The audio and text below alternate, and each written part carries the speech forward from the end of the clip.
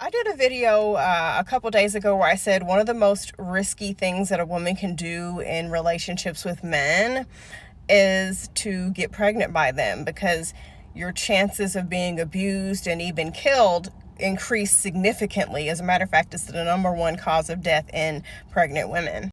I also want to add something else to that list that I feel is a big one that a lot of women miss. That is moving to another state or country with a man, or hundreds of miles away from your friends and family. Why is that so dangerous? Because one of the ways that abusers try to victimize you is by isolating you from those who care about you the most. They want to take you away from your friends. They want to take you away from your family. They want to get you out of your job, and they want to get you into a position to where you're leaning on them for emotional and sometimes even financial support. When I first met my abusive ex-husband and we moved out of our hometown to move to a different state, I'll never forget, as we were driving there, he joked and said, "Now I got you alone." And he laughed about it. Now, I was only, I was 20 or 21 or something like that. And I really didn't realize just how much he was giving me a clue as to how things were going to go. I remember feeling uneasy about him having said that, but I didn't realize just how bad it really was. Listen, I get it. If y'all are in a long-term relationship, committed, and one of you guys gets offered a job somewhere else and it's amazing and it will benefit the family, I understand having a discussion where both of your opinions matter as you decide what to do next. But if it's a new relationship, hell, I wouldn't even move for a boyfriend. A husband is still, we'd have to have a lot of talks about it. But it's just dangerous for women to be taken into a situation where they literally have no one behind them anymore. And I totally get it. Somebody might comment and joke, "Well, I ain't moving for no man." Well, okay, that's good for you. But we also have to be reasonable to some extent. There are married couples who move to a different state. I have mutuals who have moved totally to a different state with their kids because their partner got an amazing opportunity. So we can't just eliminate it all. That really wouldn't be fair to a lot of couples, because sometimes a woman gets an opportunity that she can't refuse and her family will have to move for her. So I need us to be realistic here, and that's what this discussion is about.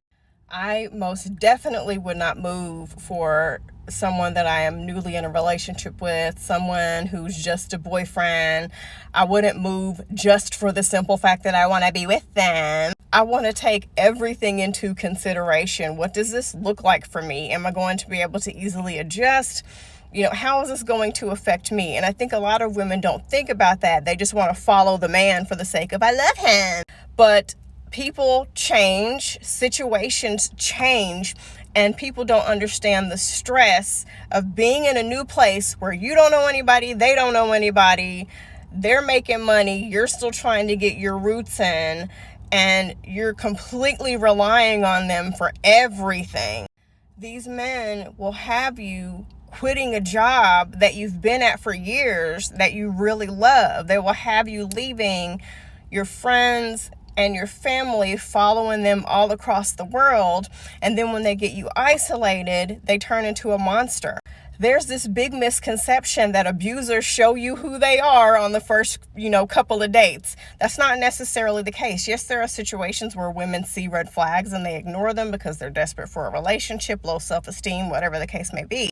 But more times than not, abusers wait. They perform looking like an amazing man, being an amazing man, saying all the right things until they get you in a situation where they feel that you are vulnerable. So now you're in this whole new town, you don't have a job yet, or you get a crappy job, you have no friends, you have no family, you have no resources, you are the only person, they are the only person that you can turn to if you need something. And as we've seen lots of times, people in power, the moment they get that power, they turn into the monster that they've always been, because now they have a better opportunity to be that monster.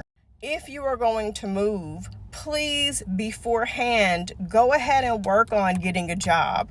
If you can afford it, go ahead and go up there and do some interviews. Go up there in a situation where you are walking into a job. You are financially secure. Have money saved that only you have access to, that only you know about. Don't go up there with 50 cents in a bag of chips to your name. Don't go up there in a position to where now you're waiting 2 or 3 months to get a job and you're depending on him for money. I need women to get out of this rom-com mindset. Those are fictional movies.